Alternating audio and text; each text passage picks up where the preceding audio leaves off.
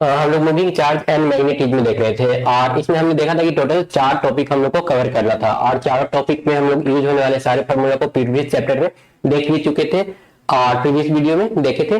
और साथ में ये भी हमने मेंशन किया था कि अभी तक जो क्वेश्चन का पैटर्न रहा है चारों टॉपिक से इस तरह से, किसी में 33, किसी में 37, 25, 26, मतलब हर टॉपिक का लगभग लगभग वेटेज एक जैसा दिख रहा है।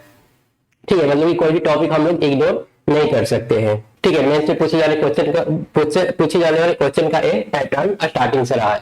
तो अभी हम लोग क्या करने वाले हैं कि सबसे पहले तो इसका तो पूरा ही मतलब टॉपिक जो था पूरी तरह से एकदम कवर हो चुका था, सारा कुछ हम लोग एक्सप्लेन कर लिए थे, रेडियस का वैल्यू, टाइम पीरियड वगैरह सारा कुछ निकाल लिए थे। हमारा रह गया था इसमें से हमने बोला था कि ये जो फॉर्मूला लिखा हुआ है बायोट-सावर्ट्स लॉ का, ये लिखा हुआ है एक स्मॉल करंट एलिमेंट के लिए और उसके लिए मैग्नेटिक फील्ड का जो वैल्यू होता है ये आता है। ठीक है, स्मॉल करंट एलिमेंट के लिए अगर हम लोग से पूछा जाए कि आर डिस्टेंस पर मैग्नेटिक फील्ड कितना होगा तो ये छोटा सा मैग्नेटिक फील्ड आता है μ0/4 आइडियल sin थीटा बटा r स्क्वायर। हम लोग इसी का एक डेरिवेशन करने वाले हैं कि अगर एक एल लेंथ का वायर दे दिया जाए या फिर इनफिनाइट लेंथ का वायर दे दिया जाए तो इस वायर की वजह से मैग्नेटिक फील्ड का वैल्यू कितना हो जाएगा। और इससे डायरेक्ट क्वेश्चन पूछता है, चाहे नीट का बात करें उसमें या फिर मेंस या फिर एडवांस में, डायरेक्ट यहाँ से क्वेश्चन पूछा जाता है। और अगर बोर्ड की बात करें तो डायरेक्ट इसका डेरिवेशन करने के लिए आता है और कई बार पूछ भी चुका है बोर्ड पे एग्जाम में, वो हम लोग आगे देखेंगे भी। तो अभी हम लोग एक स्ट्रेट वायर की वजह से निकालने वाले हैं कि मैग्नेटिक फील्ड का वैल्यू क्या होगा और इसी का हेल्प लेकर के हम लोग एक सर्कुलर जो रिंग होता है, रिंग की वजह से भी मैग्नेटिक फील्ड निकालने वाले हैं। ठीक है, अगर इस टाइप का रिंग दिया हुआ है तो जेड डिस्टेंस पर इस रिंग की वजह से अगर इसमें करंट आई फ्लो कर रहा है तो यहाँ पर कितना मैग्नेटिक फील्ड बनेगा उसका डेरिवेशन करने वाले हैं। तो ये दो डेरिवेशन और एक काम और हम लोग करेंगे टॉपिक 3 से। टॉपिक 3 में हमने ये तो देख लिया था कि मैग्नेटिक फील्ड में अगर कोई करंट कैरिंग वायर को रखेंगे तो उसमें BIL sin थीटा फोर्स लगेगा और यहाँ पर इस तरह का एक कॉइल जो है मैग्नेटिक फील्ड में रखा गया है। इसमें हमने देखा था कि जो टॉर्क का वैल्यू आता है वो BIN है, बिना के इक्वल आता है। तो हम लोग इसका डेरिवेशन देखने वाले हैं कि ये जो BIN आ रहा है टॉर्क का वैल्यू वो कैसे आ रहा है। ठीक है, मैग्नेटिक फील्ड में अगर हम लोग किसी कॉइल को रखते हैं तो उस पर टॉर्क लगता है, टॉर्क का वैल्यू इतना आता है, एक कैसे आएगा और डेरिवेशन हम लोग देखने वाले। बोर्ड के लिए काफी ज्यादा इंपॉर्टेंट है और अगर मेंस एडवांस या नीट की बात करें तो इस फार्मूला पर डायरेक्ट क्वेश्चन पूछा जाता है। तो और उसके बाद फाइनली हम लोग गैल्वेनोमीटर की हेल्प से, हालांकि गैल्वेनोमीटर बना हुआ है इसके हेल्प से, और इस गैल्वेनोमीटर को हम लोग 2 रूप में यूज कर सकते हैं, एक एज ए अमीटर और दूसरा एज ए वोल्टमीटर। तो कैसे अमीटर के रूप में यूज होगा वो देखना है और कैसे वोल्टमीटर के रूप में यूज होगा वो देखना है। यहाँ से भी आसान आसान क्वेश्चन मेंस या फिर नीट में डायरेक्ट पूछा जाता है। तो चलते हैं सबसे पहले इसका यूज करके, इस फार्मूला का यूज करके इनफिनाइट लॉन्ग वायर या फिर फिक्स्ड लेंथ के वायर की वजह से मैग्नेटिक फील्ड निकाल लेते हैं। यहाँ पर कुछ इंपॉर्टेंट टॉपिक का नाम दिया हुआ है। ठीक है, पहला magnetic field due to infinitely long straight wire, infinitely long straight wire की वजह से मैग्नेटिक फील्ड कितना बनता है। ये सारा जो 4 क्वेश्चन दिया हुआ है ना, एक तरह से 4 क्वेश्चन है, ये बोर्ड में बहुत बार रिपीटेड होने वाला क्वेश्चन है, मतलब कई बार इसको बोर्ड में पूछा जा चुका है, तो हमारे लिए काफी ज्यादा इंपॉर्टेंट हो जाता है। 4 डेरिवेशन तो खैर हम लोग अभी करने ही वाले हैं। यहाँ पर दे रखा है कि कौन सा किस क्वेश्चन पर कितना बार क्वेश्चन जो है ना, किस टॉपिक पर कितना बार क्वेश्चन या फिर कौन सा क्वेश्चन कितना बार बोर्ड एग्जाम में रिपीट हो चुका है। तो यहाँ पर infinite straight wire, infinite straight wire के बारे में बोला जा रहा है कि इसका जो फ्रीक्वेंसी लास्ट 10 ईयर में रहा है कम से कम 7+ बार, 7 से ज्यादा बार लास्ट 10 ईयर में पूछ चुका है, मतलब हर साल इसका कुछ ना कुछ क्वेश्चन रहेगा ही रहेगा। उसके बाद ये यहाँ पर सर्कुलर लूप बोला है जो कि आज हम लोग ड्राइव करने वाले हैं। ये भी बोल रहा है कि लास्ट 10 ईयर में कम से कम 8 बार इसका डेरिवेशन है, इससे रिलेटेड न्यूमेरिकल पूछा जा चुका है। उसके बाद अगर हम लोग बात करें फोर्स बिटवीन पैरेलल वायर का, 2 पैरेलल वायर है तो इनके बीच में कितना फोर्स लगेगा, इसका डेरिवेशन भी हम लोग देखेंगे। ये भी जो है कई बार लास्ट 10 ईयर में 10+ टाइम्स इस पर या तो डेरिवेशन आ चुका है या फिर न्यूमेरिकल्स वगैरह आ चुका है। उसके बाद अगर हम लोग कर ले टॉर्क और सर्कुलर लूप, जिसके बारे में अभी हमने डिस्कस किया है कि इसका भी डेरिवेशन हम लोग को देखना है। इसका फॉर्मूला क्या आता है, BINA करके आता है। तो ये भी लास्ट 10 ईयर में बोल रहा है कि 5 से ज्यादा बार डेरिवेशन या फिर इसका डायग्राम वगैरह पूछ चुका है। अगर हम बात करें 2014 से 2023 के बीच में, तब तो इतना बार ये सारा क्वेश्चन रिपीट हो चुका है, तो ये हमारे लिए काफी ज्यादा इंपॉर्टेंट है, हम लोग इसको स्किप नहीं कर सकते। अब चलते हैं बायोट-सावर्ट्स लॉ का यूज करके। ठीक है, मतलब टॉपिक 2 का पहला क्वेश्चन, पहला डेरिवेशन हम लोग कर लेते हैं। इसमें वही इनफिनाइट लॉन्ग वायर है या फिर इसमें फिक्स लेंथ का वायर दिया हुआ है, क्योंकि ये बोल रहा है कि ये वायर का एक सिरा जो है ना फाइव एंगल बना रहा है और दूसरा सिरा क्या बना रहा है, 5 एंगल बना रहा है। तो एक फाइनाइट लेंथ के वायर की वजह से कितना मैग्नेटिक फील्ड बनेगा ए डिस्टेंस पर, वो हम लोग को निकालना है। तो हम लोग पहले इसको निकालना सीख लेते हैं। हाँ, एक बार जब इसको निकालना सीख लेंगे तो इसी का डेरिवेशन का, इसी का जो फाइनल जो आंसर आया है उस आंसर का यूज करके इनफाइनाइट लॉन्ग वायर के लिए भी हम लोग डेरिवेशन निकाल लेंगे। मतलब एक ही डेरिवेशन कर लेने से हम लोग को दो दो आंसर मिल जाएगा। कौन कौन सा आंसर मिलेगा? एक फाइनाइट लेंथ का जो वायर है उसकी वजह से ए डिस्टेंस पर कितना मैग्नेटिक फील्ड बनेगा ओ, और दूसरा अगर ये वायर का लेंथ हम लोग इनफाइनाइट कर दे तो उसकी वजह से कितना मैग्नेटिक फील्ड बनने वाला है ए डिस्टेंस पर ओ। तो इसका टोटल कितना स्टेप यहाँ पर दिख रहा है? टोटल 6 स्टेप है। 6 स्टेप में हम लोग एक क्वेश्चन को सॉल्व कर लेंगे। क्या क्या स्टेप है? तो सबसे पहले तो डायग्राम तो बनाना ही होगा। डायग्राम में हम लोग क्या करेंगे, एक स्टिक वायर दिखा देंगे और उस वायर की वजह से उस वायर में पहले एक छोटा सा एलिमेंट डी लेंगे। छोटा सा एलिमेंट लेना क्यों जरूरी है? क्योंकि ये जो फार्मूला हम लोग को बताया गया है ना, बायोट-सावर्त जो रूल दिया था अपना, वो एक छोटा सा लेंथ के लिए ही दिया था। ठीक है, आई इसमें करंट फ्लो कर रहा है, इसका लेंथ कितना है डीएल, इसके लिए ही उन्होंने फार्मूला दे करके रखा था। तो एक टर्म तो हम लोग को लेना ही पड़ेगा। डायरेक्ट लंबा वायर का फार्मूला हमारे पास है नहीं, वो हम लोग को ड्राइव करना है। तो एक डीएल लेंथ का वायर है, इसको आर नहीं, इसको हम लोग आर एज्यूम करेंगे। ठीक है, और यहाँ से ये हम लोग क्या करेंगे, हटा देंगे।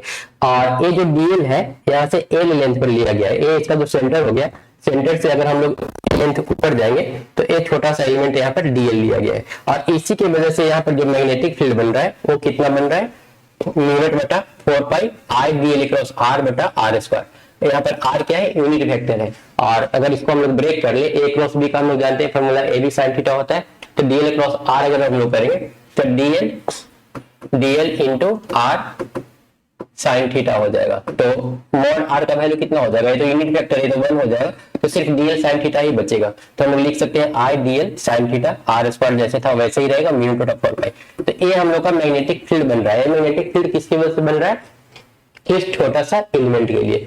तो पहला स्टेप में हम लोग क्या किए, एक वायर ले लिए, वायर में छोटा सा एलिमेंट लिए, एलिमेंट से आर डिस्टेंस पर एक छोटा सा मैग्नेटिक फील्ड ले लिए जिसका वैल्यू कितना आ रहा है, म्यू बटा 4 पाई आइडियल साइन थीटा बटा आर स्क्वायर। ठीक है, इसी को हम लोग को इंटीग्रेट करके एक छोटा सा मैग्नेटिक फील्ड छोटा सा लेंथ के वायर के लिए, इसी को अगर इंटीग्रेट कर देंगे तो हम लोग को बड़ा लेंथ के वायर के लिए टोटल मैग्नेटिक फील्ड मिल जाएगा। क्या क्या हम लोग खुद से एज्यूम किए हैं। अच्छा, ए यहाँ पर छोटा सा लेंथ के लिए ए वाला डिस्टेंस आर है, तो हम लोग को एक छोटा सा लेंथ भी गायब कर देना है, हटा देना है इक्वेशन में से, इस आर को भी हटा देना है। ठीक है, क्योंकि ये आर डिस्टेंस इस लेंथ के वायर के लिए है, हमको इस लेंथ के वायर के लिए मैग्नेटिक फील्ड नहीं निकालना है, हमको इस लेंथ के वायर के लिए मैग्नेटिक फील्ड निकालना है। और इस लेंथ के वायर से जहां पर मैग्नेटिक फील्ड निकालना है उसका डिस्टेंस कितना है ए। मतलब कि हमारे इक्वेशन में क्या क्या एक्स्ट्रा टर्म आ गया है कि आर स्क्वायर एक्स्ट्रा टर्म है।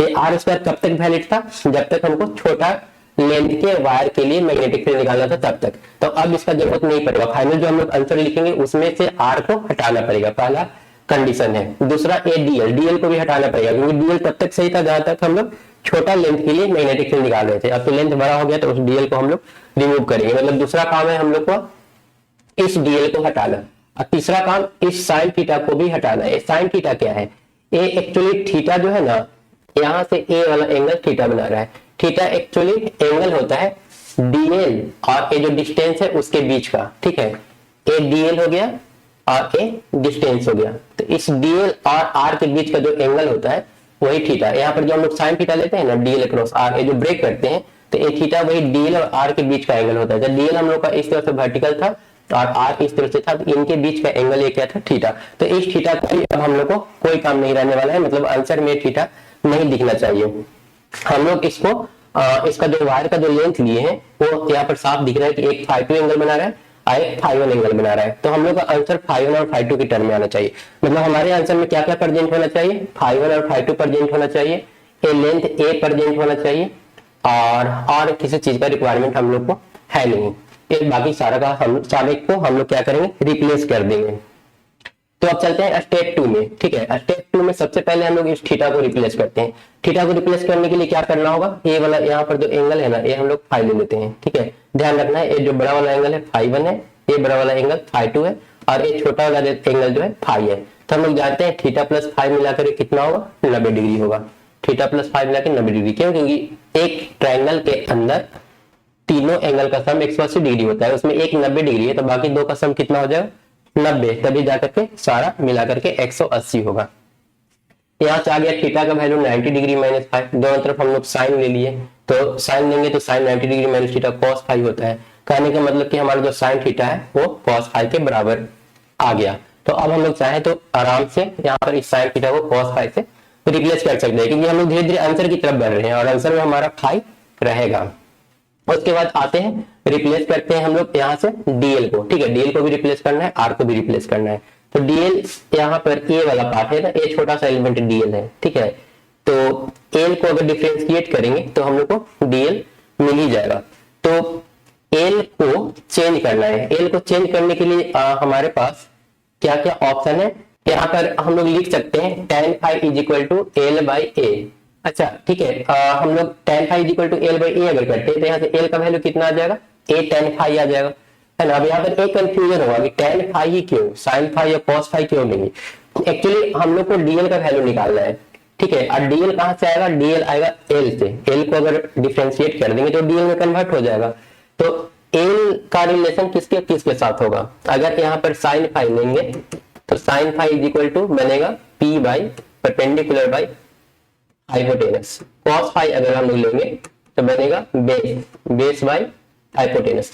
sin phi और cos phi में प्रॉब्लम क्या आ रहा है, sin phi अगर हम लोग ले रहे हैं तो यहाँ पर एक और ऐसा चीज आ रहा है जिसका हम लोग को रिक्वायरमेंट नहीं है, वो क्या है r, क्योंकि r तो हम लोग को हटाना है, r से तो ऑलरेडी हम लोग परेशान है, यहाँ पर एक आर स्क्वायर ऑलरेडी हम लोग उसको हटाना चाहते हैं, तो फिर sin phi या cos phi लेके एक और मुसीबत हम लोग नहीं लेना चाहेंगे, इसलिए यहाँ पर sin phi cos phi न लेकर के tan phi लिए। tan phi लेने से बेनिफिट क्या हुआ, r नहीं आया, l और a आया। l का भी हम लोग को जरूरत है क्योंकि इसको डिफरेंशिएट करेंगे तो dl मिलेगा, और a का भी हम लोग को आंसर में रिक्वायरमेंट है क्योंकि a जो है इस वायर से डिस्टेंस है उस पॉइंट का जहां हम लोग को मैग्नेटिक फील्ड निकालना है। तो समझ में आ गया यहाँ पर हम लोग tan phi ही क्यों लिए। अब l का वैल्यू चलो इतना आ गया, अब हम लोग इसको डिफरेंशिएट कर देंगे dl बाई डी फाई, तो a tan का डिफरेंशिएशन sec स्क्वायर फाई, तो डीएल का वैल्यू हम लोग को फाइनल निकल के आ गया। मतलब अभी तक हम लोग किसका किसका वैल्यू निकाल लिए, एक साइन थीटा का वैल्यू निकाल गई, साइन थीटा का वैल्यू आया था cos फाई, यहाँ पर रिप्लेस कर देंगे, यहाँ पर रिप्लेस किया भी है, ठीक है। स्टेप 5 में हम लोग देख सकते हैं कि साइन थीटा की जगह पर cos फाई रख दिया गया है, सारा कुछ सेम है, डीवी बराबर म्यू नॉट बटा 4 पाई, म्यू नॉट बटा 4 पाई आई बाई आर, उसके बाद I by R square into sine theta था, तो आई बाई आर स्क्वायर को भी हालांकि रिप्लेस कर दिया है आर स्क्वायर का। अच्छा स्टेप यहाँ पर है, ठीक है, चलो ठीक है, इसको बाद में ही देखते हैं। अभी तक हम लोग क्या किए, दो काम कर लिए, एक डीएल का वैल्यू निकाल लिए और एक साइन थीटा का वैल्यू निकाल लिए, ठीक है। डीएल निकल गया, साइन थीटा निकल गया, अब रह गया सिर्फ आर का बात। तीनों का वैल्यू एक बार निकाल लेने के बाद फिर हम लोग क्या करेंगे, तीनों को रिप्लेस कर देंगे। अब आते हैं आर, आर को भी इस तरह से रिप्लेस करना है कि वो मतलब ए के टर्म में आ जाए, ठीक है। और यहाँ पर हम लोग देख रहे हैं कि ए का जो वैल्यू होगा आर cos फाई के बराबर होगा, क्योंकि इसका कंपोनेंट अगर इस पर लेते हैं तो हम लोग डायरेक्ट लिख सकते हैं आर बराबर डायरेक्ट लिख सकते हैं ए बराबर आर cos फाई।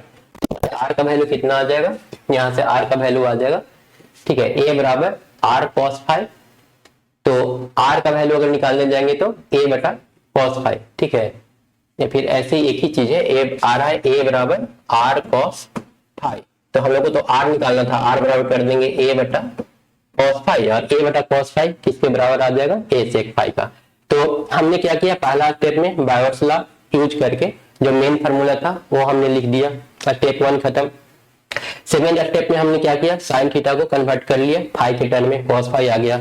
उसके बाद थर्ड स्टेप में हमने क्या किया, इस डीएल को चेंज करके डी फाई के टर्म में ले आया, ठीक है, क्योंकि डीएल को हटाना था तो डीएल बराबर A sec square phi D phi आ गया।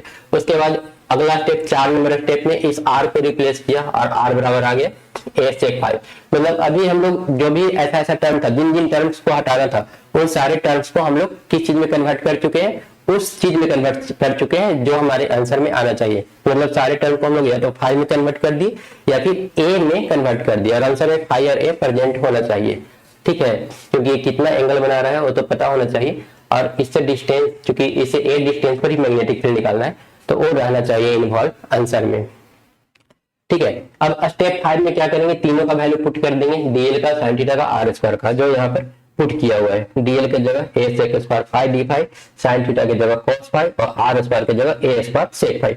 अगर इसको हम लोग सॉल्व कर लेंगे तो फाइनल डीवी का वैल्यू इतना आ जाएगा, ठीक है, अब हम लोग का एक क्वेश्चन सॉल्व हो चुका है। स्टेप 5 में, स्टेप 6 में हम लोग क्या करेंगे, इंटीग्रेट कर लेंगे।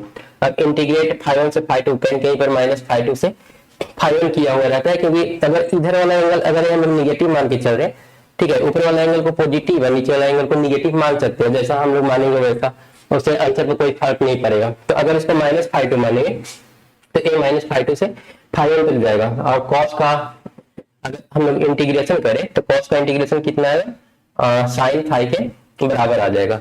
और फाइनली हम लोग फाई 2 माइनस फाई 1 सॉल्व कर लेंगे इसको, ये आ जाएगा साइन फाई 2 माइनस फाई 1। ठीक है, पहले हम लोग किसका वैल्यू रखेंगे, फाई 1 का, तो साइन फाई 1 हम लोग का आंसर आ रहा है म्यू नॉट आई बटा 4 pi A sine phi 1 minus sine phi 2। ठीक है, sine phi 1 minus sine phi 2, ये हम लोग का फाइनल आंसर आ रहा है। इसमें इसका पॉजिटिव क्यों आया, क्योंकि ए फाई 2 को पॉजिटिव मान करके चला है, ये दोनों को, इस एंगल को भी पॉजिटिव माना है, इस एंगल को भी पॉजिटिव माना है। हम इस एंगल को अगर उल्टा लेकर चले तो निगेटिव मान सकते हैं, अगर निगेटिव मानेंगे तो ये आ जाएगा क्या, sine phi 1 minus sine phi 2। तो ये तो हो गया फाई 1 फाई 2 एंगल के लिए स्ट्रेट वायर की वजह से मैग्नेटिक फील्ड का वैल्यू। अब हम लोग को निकालना है इनफिनाइट लॉन्ग वायर की वजह से। तो अगर इनफिनाइट लॉन्ग जाएंगे तो जैसे जैसे इसका लेंथ बढ़ेगा ये एंगल बढ़ता जाएगा। ठीक है, ये एंगल बढ़ेगा फिर और लेंथ बढ़ेगा, तो ऐसे बढ़ते बढ़ते जब ये इनफिनाइट लंबा हो जाएगा तो ए फाई 1 का जो वैल्यू है वो 90 डिग्री पहुंच जाएगा और फाई 2 का वैल्यू माइनस 90 पहुंच जाएगा। तो वैल्यू हम लोग फाइनली पुट कर देंगे। तो पुट करने से क्या आएगा, बी का वैल्यू आ जाएगा म्यू नॉट आई बटा 4 pi A sine 90 degree minus sine minus 90 degree, क्योंकि हम लोग क्या किए, हम लोग नीचे वाला को निगेटिव मान के चले हैं माइनस 90। हालांकि ये वाला भी सॉल्व करेंगे तो आंसर पे कोई फर्क नहीं पड़ेगा, अगर पॉजिटिव भी मानेंगे तो वही आंसर आएगा। ये आ जाएगा म्यू नॉट आई बटा पाई ए इंटू साइन 90 का वैल्यू 1, अरे माइनस माइनस प्लस हो जाएगा एक और 1, तो 2 से ये 2 कटेगा और फाइनल हम लोग का आंसर कितना आ जाएगा, म्यू नॉट आई बटा 2 पाई ए। तो ये हो गया इनफिनाइट लॉन्ग वायर के लिए मैग्नेटिक फील्ड का वैल्यू। इसी में एक और कंडीशन दिया है कि अगर एक एंगल 90 डिग्री हो, मतलब वायर अगर इस तरह से हो, ठीक है, वायर अगर यहाँ से स्टार्ट होता हो, इनफिनाइट लॉन्ग जाता हो, यहाँ पर मैग्नेटिक फील्ड ए डिस्टेंस पर निकालना, तब क्या होगा, तब एक एंगल 0 डिग्री होगा, दूसरा एंगल 90 डिग्री हो गया, जो कि इनफिनाइट तक जा रहा था। तो एक 90 करेंगे और दूसरा 0 करेंगे। हालांकि इसमें फाई 2 का कुछ स्पेशल वैल्यू लिया है, हम चाहे तो अगर इस तरह से लेंगे वायर तो फाई 2 का वैल्यू क्या हो जाएगा, 0 हो जाएगा, और अगर कुछ बढ़ा लेते हैं तो फाई 2 फिर रहने देंगे। तो इस तरह से मतलब जैसा कंडीशन दिया रहेगा वैसा हम लोग अलग अलग सोल्यूशन निकाल सकते हैं। मतलब मेन हम लोग का जो फॉर्मूला बन गया वो बन गया म्यू नॉट आई बटा 4 pi A sine phi 1 minus sine phi 2, अगर फाई 2 को हम लोग निगेटिव लेकर के चल रहे हैं तो ये है हम लोग का मेन डेरिवेशन। और ये बोर्ड एग्जाम के साथ साथ कॉम्पिटेटिव एग्जाम के लिए बहुत ज्यादा इंपॉर्टेंट है। बोर्ड एग्जाम में पूरा डेरिवेशन आता है और कॉम्पिटेटिव एग्जाम में इस फॉर्मूला का बहुत जबरदस्त, बहुत ज्यादा यूज होने वाला है। ठीक है, तो ये था स्ट्रेट वायर की वजह से हम लोग मैग्नेटिक फील्ड निकालना सीख गए। अब उसके बाद आते हैं नेक्स्ट। ठीक है, ये वाला हम लोग सीख लिए, अब आते हैं ईस्ट में। इसका भी बहुत बार, ये भी बहुत बार बोर्ड में पूछा जा चुका है, तो इसको अब हम लोग ड्राइव कर लेते हैं। यहाँ पर एक अलग तरीके से निकाला गया है, क्वेश्चन दिया हुआ है derive an expression for the magnetic field due to infinite long straight wire. Infinite long straight wire की वजह से अभी हम लोग मैग्नेटिक फील्ड निकालना सीख चुके हैं। ठीक है, तो ये मेथड भी स्टूडेंट चाहे तो देख सकते हैं, नहीं तो ऑलरेडी इस मेथड से ही हम लोग का काम चल जाएगा, दोनों क्वेश्चन सॉल्व हो जाएगा, फाइनाइट लेंथ वाला भी और इनफिनाइट लेंथ वाला भी। फाइनाइट लेंथ के लिए हम लोग फॉर्मूला ऑलरेडी निकाल चुके हैं, इनफिनाइट करना होगा तो बस इसी को 90 डिग्री कर देना है। तो इस चीज को हम लोग स्किप करते हैं और आते हैं सर्कुलर जो करंट कैरिंग लूप है उसकी वजह से निकालने की कोशिश करते हैं कि इसकी वजह से अगर मैग्नेटिक फील्ड निकालना है तो कैसे निकालेंगे। कंडीशन वही बायोट-सावर्ट्स लॉ का यूज करना है। सबसे पहले हम लोग क्या करेंगे, एक छोटा सा एलिमेंट लेंगे। छोटा सा एलिमेंट लेना क्यों जरूरी है, क्योंकि हम लोग बस उसी का ही फार्मूला जानते हैं। बायोट-सावर्ट्स सिर्फ छोटा सा एलिमेंट के लिए दिए, उनके दिमाग में चल रहा था कि हम इतना बता देंगे तो बाकी सब लोग ड्राइव कर लेंगे। तो हम लोग देखते हैं यहाँ से सबसे पहले एक छोटा सा एलिमेंट लेते हैं। यहाँ पर एक छोटा सा एलिमेंट है, ठीक है, और इसमें करंट कैरिंग वायर है, इस तरह से करंट इसमें फ्लो कर रहा है। तो इसके वजह से सबसे पहले इस पॉइंट पर एक पूरा का पूरा एक सर्कुलर लूप है और इस सर्कुलर लूप की वजह से इस पॉइंट पर मैग्नेटिक फील्ड निकालना है। हम लोग सबसे पहले एक छोटा सा एलिमेंट लिए, इस एलिमेंट की वजह से यहाँ पर मैग्नेटिक फील्ड निकालेंगे और उसके बाद उसको इंटीग्रेट कर देंगे तो पूरा का पूरा जो लूप है उसकी वजह से मैग्नेटिक फील्ड हम लोग को मिल जाएगा। एक चीज और यहाँ पर मैटर करता है कि मैग्नेटिक फील्ड का डायरेक्शन क्या होगा। तो मैग्नेटिक फील्ड का डायरेक्शन पता करने के लिए हम लोग क्या करते हैं, क्लास 10th में भी पढ़ाया गया था कि अगर करंट कैरिंग वायर है तो वायर के डायरेक्शन में इस अंगूठा को रखते हैं और इस फिंगर को घुमाते हैं, तो एक फिंगर जो होता है हमारा वही मैग्नेटिक फील्ड का डायरेक्शन देता है। ठीक है, तो इस तरह से ऐसे मैग्नेटिक फील्ड इस तरह से वायर के चारों ओर बनेगा। ठीक है ना। और किसी स्पेसिफिक पॉइंट को निकालना है तो हम लोग वहां पर क्या करेंगे, एक टेंजेंट ड्रॉ कर लेंगे। जैसे इसमें करंट कैरिंग वायर है तो इस तरह से मैग्नेटिक फील्ड इसके चारों तरफ गोल गोल होगा। ठीक है, और किसी स्पेसिफिक पॉइंट पर जैसे यहाँ पर निकालना है तो यहाँ पर हम लोग एक टेंजेंट ड्रॉ कर लेंगे, तो मैग्नेटिक फील्ड का डायरेक्शन होगा। यहाँ पर निकालना है तो एक टेंजेंट ड्रॉ कर लेंगे, नीचे की ओर हो जाएगा मैग्नेटिक फील्ड का डायरेक्शन। तो इस तरह से हम लोग मैग्नेटिक फील्ड का डायरेक्शन पता कर लेते हैं। अब यहाँ पर भी मैग्नेटिक फील्ड का डायरेक्शन पता करना होगा। अगर ए वाला छोटा सा एलिमेंट है, करंट इस तरह से फ्लो कर रहा है, तो हम लोग हाथ को अगर ऐसे घुमाते हैं तो इस तरह से यहाँ पर जो है ना घूम करके ऐसे ऐसे मैग्नेटिक फील्ड बनेगा। ठीक है, इस तरह से ऐसे मैग्नेटिक फील्ड बनेगा। तो हम लोग को इस पॉइंट पे चाहिए तो यहाँ पर हम लोग एक टेंजेंट ड्रॉ कर लेंगे। तो ये हुआ मैग्नेटिक फील्ड का डायरेक्शन। किस तरह से मैग्नेटिक फील्ड का डायरेक्शन हुआ, तो एक छोटा सा एलिमेंट डीएल लेंथ के वायर के लिए। ठीक है, तो ये मैग्नेटिक फील्ड का डायरेक्शन मिल गया। और इस मैग्नेटिक फील्ड को हम लोग चाहे तो दो कंपोनेंट में ब्रेक कर सकते हैं, एक इस कंपोनेंट में मतलब कि हॉरिजॉन्टल और दूसरा वर्टिकल। तो इस कंपोनेंट में बांटने के लिए हम लोग को ए वाला एंगल भी चाहिए।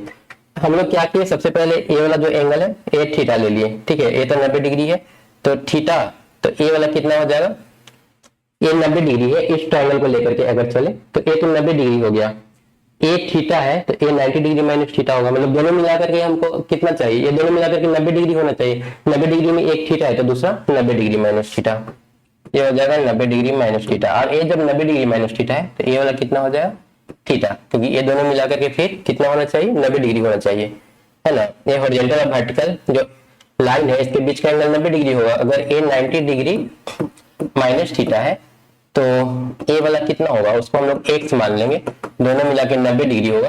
और इसको सॉल्व करेंगे तो x बराबर कितना आ जाएगा, थीटा। तो इसलिए ए वाला एंगल फिर थीटा हो जाएगा। और ए एंगल जब थीटा है तो फिर इस पर ए परपेंडिकुलर है। ठीक है, क्योंकि हम लोग मैग्नेटिक फील्ड का डायरेक्शन इस तरह से टेंजेंट थीटा ड्रॉ करके लाए थे, तो फिर क्या होगा, फिर ए वाला दोनों मिलाकर के 90 डिग्री होगा। दोनों 90 डिग्री है और उसमें नीचे वाला अगर थीटा है तो ये वाला कितना हो जाएगा, 90 डिग्री माइनस थीटा। फिर से ए हॉरिजॉन्टल लाइन है, वर्टिकल लाइन, ए 90 डिग्री माइनस थीटा है तो ये कितना होगा, थीटा हो जाएगा। मतलब एक एंगल हम लोग को थीटा मिल रहा है। तो ये थोड़ा सा यहाँ पर जो ज्यामिति है, ज्योमेट्री जो है, इसको समझना होगा, इतना पता होना चाहिए तभी हम वहां तक पहुंच पाएंगे। और वहां पर एक बार पहुंच गए तो अब आराम से इसको हम लोग दो पार्ट में बांट सकते हैं। कुल मिलाकर के अभी तक हमको क्या मिल चुका है, ए थीटा, ए 90 डिग्री माइनस थीटा, ए थीटा, ए 90 डिग्री माइनस थीटा और ए थीटा। तो ए थीटा हो गया, तो इसका कंपोनेंट इस पर जाएगा तो ए बनेगा डीवी कॉस थीटा, और इधर जो कंपोनेंट आएगा ए बनेगा डीवी साइन थीटा। ठीक है, तो ये जो मैग्नेटिक फील्ड का कंडीशन है इस छोटा सा एलिमेंट की वजह से है, जो कि यहाँ पर है। अगर इसके जस्ट अपोजिट साइड यहाँ पर लेंगे तो इसकी वजह से इस तरह से मैग्नेटिक फील्ड बनेगा। उसका भी एक वर्टिकल कंपोनेंट होगा और एक हॉरिजॉन्टल कंपोनेंट होगा। वर्टिकल कंपोनेंट ऊपर चला जाएगा, हॉरिजॉन्टल कंपोनेंट इधर चला आएगा। तो एक तरह से हॉरिजॉन्टल कंपोनेंट जो है ना पूरी तरह से कैंसिल हो जाएगा।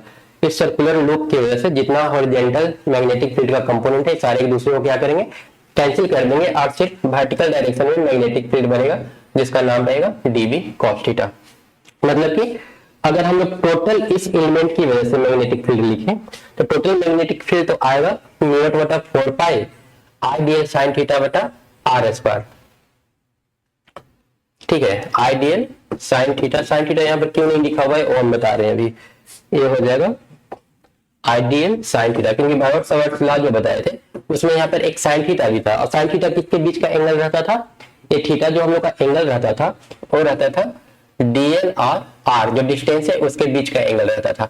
तो यहाँ पर डीएल और आर के बीच का एंगल कितना होगा, डीएल तो हम लोग का ए वाला पार्ट है, ठीक है, ये गोल गोल घूम रहा है, और जो हम लोग का आर है वो इस तरह से तिरछा गया है। मतलब हम लोग इस तरह से समझ सकते हैं कि ये एक तो मान लेते हैं एक डब्बा है और ये वाला इसका सर्कुलर पार्ट है, और हम लोग को जो मैग्नेटिक फील्ड निकालना है ये इस पॉइंट पर इस सर्कुलर फील्ड की वजह से मैग्नेटिक फील्ड हम लोग को बीच में निकालना है। चलो यहाँ पर निकालना है ऐसे करके, है ना, यहाँ पर हम लोग को मैग्नेटिक फील्ड निकालना है।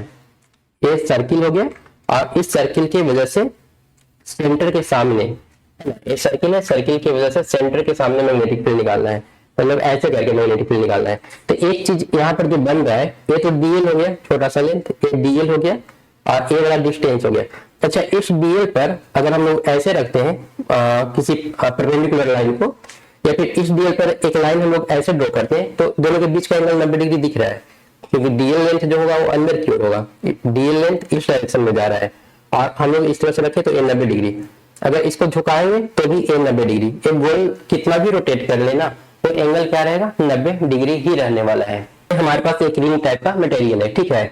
अगर यहाँ पर ये पार्टिकल डीएल लेंथ तो इस डायरेक्शन में हुआ, इस डायरेक्शन में ये डीएल है, ठीक है। अब यहाँ पर अगर एंगल देखें तो कितना बन रहा है, डीएल इस डायरेक्शन में और ये इधर 90 डिग्री। अगर इसको झुकाएंगे तो भी डीएल इस डायरेक्शन में और ये परपेंडिकुलर 90 डिग्री, मतलब गोल गोल कितना भी घुमा लेना, ये 90 डिग्री का 90 डिग्री ही रहने वाला है। तो 90 डिग्री रहने वाला, तो साइन 90 डिग्री का वैल्यू हम लोग कितना जानते हैं, 1 जानते हैं, तो इसलिए इसका वैल्यू कितना हो जाएगा, तो 1 हो जाएगा। तो ये लिखने की जरूरत नहीं है, तो हम लोग का डीवी का जो वैल्यू है सिर्फ इतना ही रह जाएगा। तो ये टोटल मैग्नेटिक फील्ड है, एक छोटा सा एलिमेंट की वजह से टोटल बनने वाला जो मैग्नेटिक फील्ड है इतना है। लेकिन ये सारा का सारा मैग्नेटिक फील्ड हम लोग को नहीं मिल रहा है। क्यों नहीं मिल रहा है, क्योंकि इसका बहुत सारा जो पोर्शन है ना, इसका जो हॉरिजॉन्टल कंपोनेंट है सारा का सारा, वो सारा कैंसिल हो जा रहा है। तो फिर वो हम लोग को हटा देने की जरूरत है, और लिखने की जरूरत है नहीं। तो हम लोग क्या करेंगे, ये वाला पार्ट इसका डिलीट कर देंगे, हटा देंगे, डीवी साइन थीटा वाला सारा पार्ट हटा देंगे और सिर्फ कॉस थीटा वाला जो कंपोनेंट है उसको लेकर के हम लोग क्वेश्चन को सॉल्व करेंगे। तो इसको हम लोग चेंज करने वाले हैं अभी, मतलब कि ये जो पूरा टोटल डीवी आ रहा था, हम टोटल डीवी ना लेकर के सिर्फ जेड डायरेक्शन में डीवी जो है उसी को लेंगे, बीजेड डीवीजेड यूनिट आई बटा 4 पाई, और यहाँ पर क्या था, डीएल बटा आर स्क्वायर, और साथ में क्या लेंगे, सिर्फ और सिर्फ कॉस थीटा। डीएल में नीचे क्या था, ये जो पार्ट है यहाँ पर एक्चुअल में आर स्क्वायर था, ये था यूनिट आई बटा 4 पाई, और ऊपर में था डीएल, साइन थीटा लिखने की जरूरत था नहीं क्योंकि 90 डिग्री हो गया था, और नीचे में क्या था, आर स्क्वायर। हम लोग इसमें क्या चेंज किए, बस यहाँ पर एक कॉस थीटा लगा दी। कॉस थीटा क्यों लगा दिए, क्योंकि हमको सिर्फ वर्टिकल वाला कंपोनेंट चाहिए, जेड डायरेक्शन वाला कंपोनेंट चाहिए। अब इस आर स्क्वायर का हम लोग को रिक्वायरमेंट नहीं है, इस डीएल का भी रिक्वायरमेंट नहीं है। क्यों, क्योंकि ये जो आर स्क्वायर लेंथ है, डिस्टेंस है, वो छोटा सा एलिमेंट के लिए या फिर छोटा सा एलिमेंट से कितना दूर है, कहां पर मैग्नेटिक फील्ड निकालना है, वो डिस्टेंस है। तो हम लोग को इस छोटा सा पार्टिकल का तो नहीं निकालना, हम लोग को पूरा लूप का मैग्नेटिक फील्ड निकालना है। तो हम लोग क्या करेंगे, इस आर को हटा देंगे, इस आर का भी हम लोग को रिक्वायरमेंट नहीं रहेगा, इसका भी रिक्वायरमेंट नहीं रहेगा। ये जो छोटा सा पार्ट है वो पूरा रिंग में कन्वर्ट हो जाएगा और डिस्टेंस जो है इस जेड में कन्वर्ट हो जाएगा। तो इस आर के जगह पर हम लोग लिख सकते हैं जेड स्क्वायर आर प्लस, इसका रेडियस अगर कैपिटल आर है तो कैपिटल आर का स्क्वायर, मतलब आर का वैल्यू कितना लिख सकते हैं, under root Z square plus capital R square, Pythagoras theorem का यूज करके। एक ट्रायंगल है, यहाँ पर 90 डिग्री का कोण बन रहा है, और ये जो लेंथ है आर, ठीक है, वो कितना हो जाएगा, यहाँ पर ए होगा R square is equal to Z square plus नीचे का इसका रेडियस आर स्क्वायर। तो यहाँ से आर अगर निकालेंगे तो under root Z square plus R square आएगा। तो इस आर स्क्वायर को रिप्लेस करके यहाँ पर Z square plus R square कर दिया गया है। अब रहा बात कॉस थीटा का, कॉस थीटा का वैल्यू कितना हो जाएगा, हम लोग जानते हैं कॉस थीटा बराबर बेस बटा हाइपोटेनस। तो बेस यहाँ पर ए वाला आर है और हाइपोटेनस ए स्मॉल आर है, तो बेस तो आर स्मॉल आर का वैल्यू हम लोग निकाल चुके हैं Z square plus R square. तो एक कॉस थीटा का ए वैल्यू भी हम लोग यहाँ पर पुट कर देंगे। तो पुट करने से एक तो एक्स्ट्रा आर आ जाएगा और एक तो extra under root Z square plus R square आएगा, Z square plus R square, और ठीक है, एक ए वाला और एक ए वाला। एक्चुअल में टोटल नीचे में क्या हो रहा है, अगर नीचे का टोटल वैल्यू हम लोग लिखें तो ए बन जाएगा DL by Z square plus R square, और कॉस थीटा का वैल्यू रखेंगे तो यहाँ पर आर बटा R square Z square plus R square के पावर 1/2। और क्योंकि ये मल्टीप्लीकेशन है, मल्टीप्लीकेशन में हम लोग जानते हैं पावर ऐड होता है, तो 1 + 1/2 ऐड होकर कितना हो जाएगा 3/2, और ये यार यहाँ पर लिखा हुआ है। अब ये सारा का सारा कांस्टेंट टर्म है, नीचे वाला टर्म भी कांस्टेंट है, ये भी कांस्टेंट है, क्योंकि इसमें एल कहीं भी दिख नहीं रहा है। तो ये सारा चीज को हम लोग बाहर निकाल लेंगे, और बाहर निकाल करके हम लोग क्या करेंगे, डीएल को इंटीग्रेट कर देंगे। और डीएल को अगर इंटीग्रेट करेंगे तो डीएल का इंटीग्रेशन मतलब कि इसका टोटल पूरा लेंथ कितना हो जाएगा 2πr।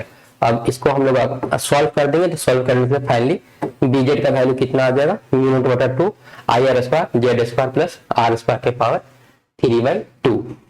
तो एक कंप्लीट डेरिवेशन है इस सर्कुलर लूप की वजह से मैग्नेटिक फील्ड का।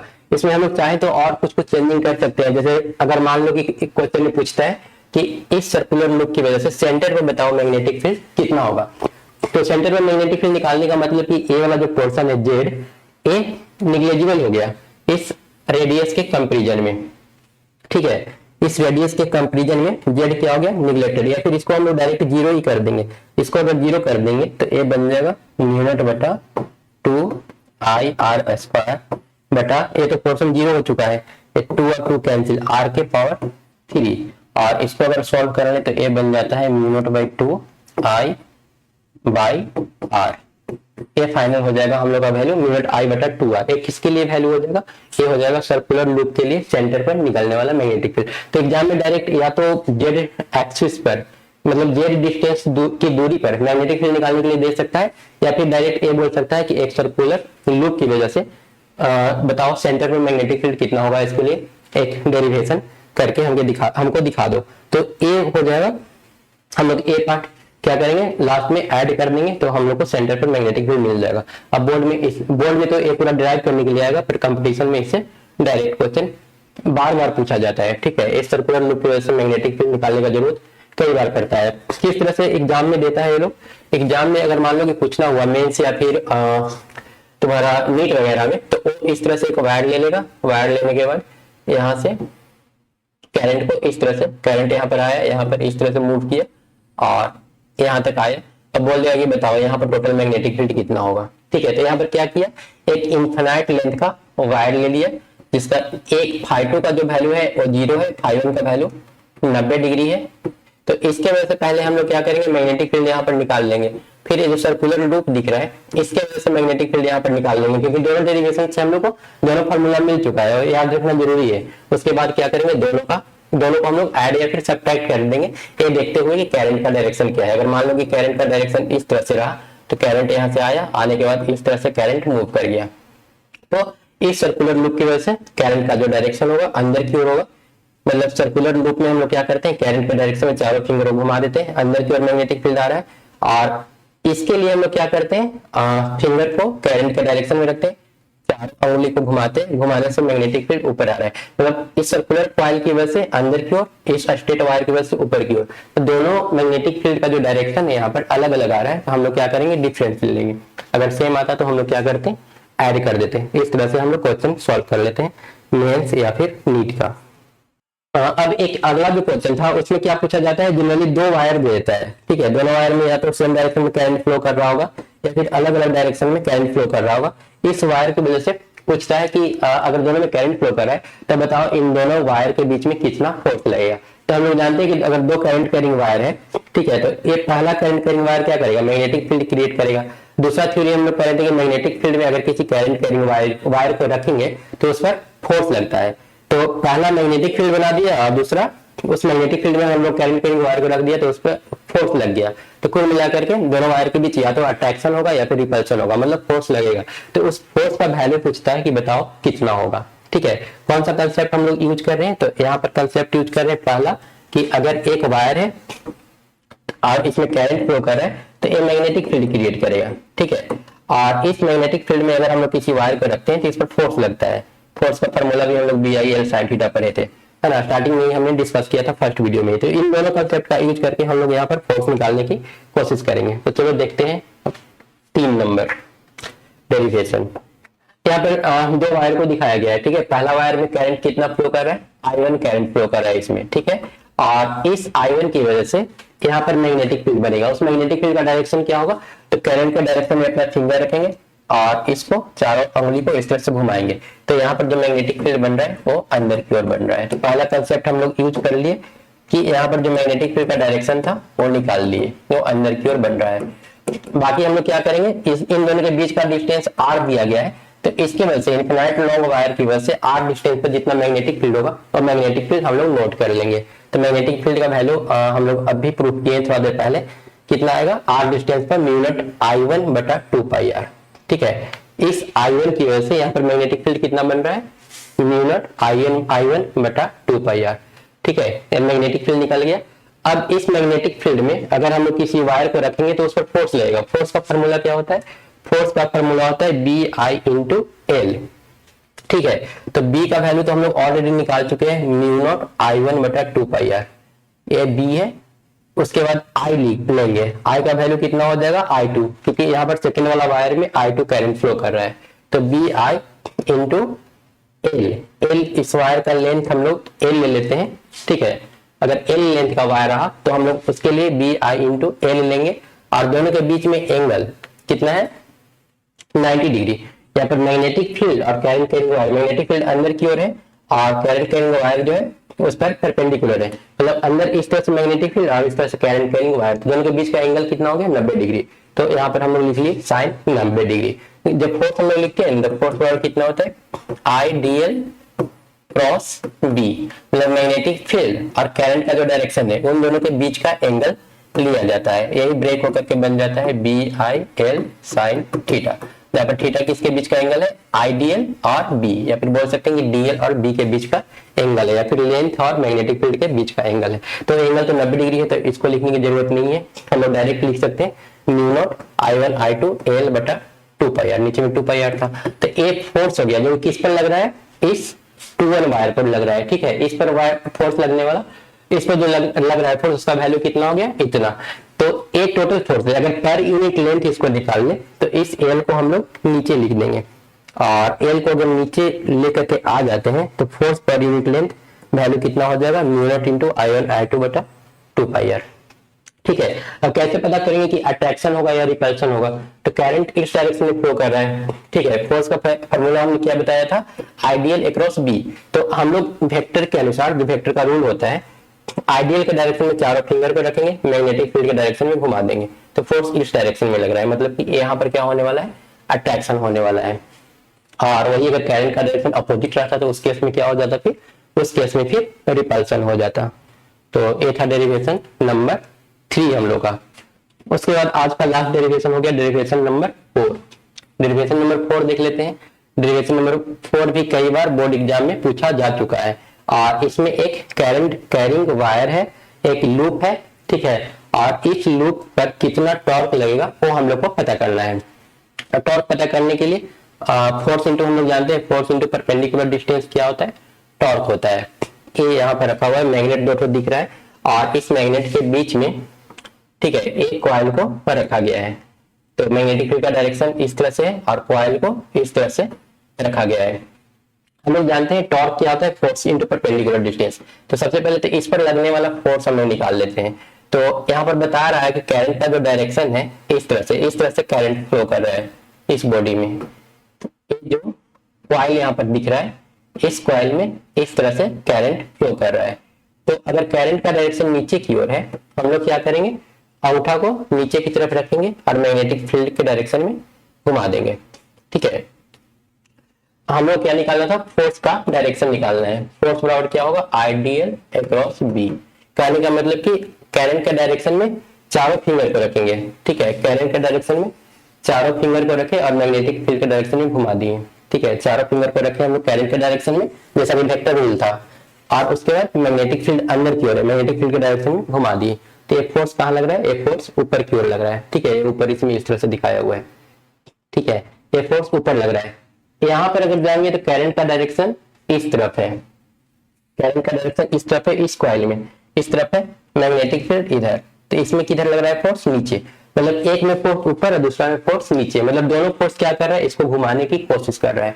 कहने का मतलब कि किसी लूप को अगर मैग्नेटिक फील्ड में रख देंगे तो इस तरह से वो घूमने लगेगा। ठीक है, और इस पर क्या, इस पर भी कोई फोर्स लगेगा? इस पर कोई फोर्स नहीं लगेगा, क्योंकि इसका एक्चुअली जो कॉइल है ना इस टाइप से रखा हुआ है। एक यहाँ पर है नॉर्थ पोल, यहाँ पर है साउथ पोल, मैग्नेटिक फील्ड का डायरेक्शन इस तरह से है, और ये हमारा कॉइल है। ठीक है, तो इस पर तो ऊपर फोर्स लगा, इस वायर पर नीचे की ओर फोर्स लगा, अंदर की ओर। इस पर कोई फोर्स नहीं लगेगा, क्योंकि फोर्स का फॉर्मूला था B I L sine theta, और थीटा किसके बीच का एंगल था? थीटा हम लोग का था करंट और मैग्नेटिक फील्ड, या फिर बोल सकते हैं कि लेंथ और मैग्नेटिक फील्ड के बीच का एंगल। तो लेंथ इधर और मैग्नेटिक फील्ड भी इधर, दोनों के बीच का एंगल कितना हो गया? 0। 0 होने पर या फिर 180 डिग्री होने पर उस पर कोई फोर्स नहीं लगता है, मतलब कि फोर्स सिर्फ इस हिस्सा पे लग रहा है और इस हिसाब पे लग रहा है, और वो भी दोनों का दोनों सपोर्ट कर रहा है, इसको घुमाने की कोशिश कर रहा है। ठीक है, तो ये तो फोर्स का बात हो गया। अब टॉर्क हम लोग क्या जानते हैं, हम लोग जानते हैं टॉर्क होता है फोर्स इंटू परपेंडिकुलर डिस्टेंस। जैसे यहाँ पर एक नॉर्थ पोल है, यहाँ पर एक साउथ पोल है, एक करंट मैग्नेटिक फील्ड का डायरेक्शन हो गया, और यहाँ पर इस तरह से कॉइल रखा हुआ है। ठीक है, तो सेंटर वाला पार्ट ये हो गया, ये डिस्टेंस हम लोग d/2 ले लेते हैं, इधर भी d/2 ले लेते हैं, मतलब ये वाला डिस्टेंस d/2, ये वाला भी d/2। हम लोग क्या जानते हैं, फोर्स तो ऊपर की ओर लग रहा था, तो force into perpendicular distance d/2 एक टॉर्क कहलाता है। तो एक टॉर्क इस पर लगेगा, दूसरा इस पर लगेगा, और दोनों एक दूसरे को सपोर्ट करेगा, क्योंकि एक ऊपर की ओर खींच रहा है तो दूसरा अंदर की ओर दबा रहा है। तो यहाँ भी हम लोग लिख लेते हैं F इंटू d/2। अब इसको अगर हम लोग ऐड कर दें तो टोटल टॉर्क कितना आ जाएगा, टोटल टॉर्क आ जाएगा F इंटू d/2, दोनों को जोड़ देंगे तो एक तो 2 आ जाएगा एक्स्ट्रा, तो 2 2 कैंसिल, ये आ गया F इंटू डी। F बराबर हम लोग क्या जानते हैं, ये बराबर हम लोग जानते हैं BIL इंटू डी। ठीक है, फोर्स का फॉर्मूला हम लोग BIL जानते हैं, तो BIL हम लोग ले ली इंटू डी, और L इंटू डी क्या हुआ, L लंबाई इंटू चौड़ाई हो गया, L इसका लेंथ था, D इसका विड्थ था, चौड़ाई था, लंबाई इंटू चौड़ाई क्या होता है, एरिया, तो हम लोग लिख सकते हैं BI इंटू ए। ठीक है, यही BIA हम लोग को क्या हो गया, टोटल लगने वाला टॉर्क। तो एक टर्न है तो इतना टॉर्क, अगर ऐसा ऐसा n टर्न रहा तो इसमें n से मल्टीप्लाई कर देंगे, तो ये फाइनली मिलकर के बन जाता है BIN इंटू ए। ठीक है, तो फाइनली टॉर्क हम लोग आ गया BIN इंटू ए। अगर फोर्स में साइन थीटा लगा करके रखना है तो साइन थीटा लगा सकते हैं, अगर थीटा एंगल पे झुका हुआ है एक कॉइल तो हम लोग यहाँ पर साइन थीटा रख सकते हैं। तो कुल मिलाकर BIN इंटू ए साइन थीटा, ये टोटल हम लोग का टॉर्क हो जाता है। और एन आई को हम लोग क्या बोलते हैं, मैग्नेटिक मोमेंट। मैग्नेटिक मोमेंट बराबर क्या होता है, एन आई इंटू ए, मतलब कि हम लोग का जो अभी तक फार्मूला आया टॉर्क का वो है BINA साइन थीटा, और मैग्नेटिक टॉर्क मैग्नेटिक मोमेंट जो होता है वो BI इंटू ए के बराबर होता है। तो इन तीनों को रिप्लेस करके हम लोग चाहें तो यहाँ पर एम लिख सकते हैं, तो एम इंटू सॉरी NIA मिलकर के क्या होता है, मैग्नेटिक मोमेंट होता है। तो कुल मिलाकर के बन जाएगा B into M sine theta, B into M sine theta, या उसी को एम भी साइन थीटा या फिर M क्रॉस B भी बोल सकते हैं।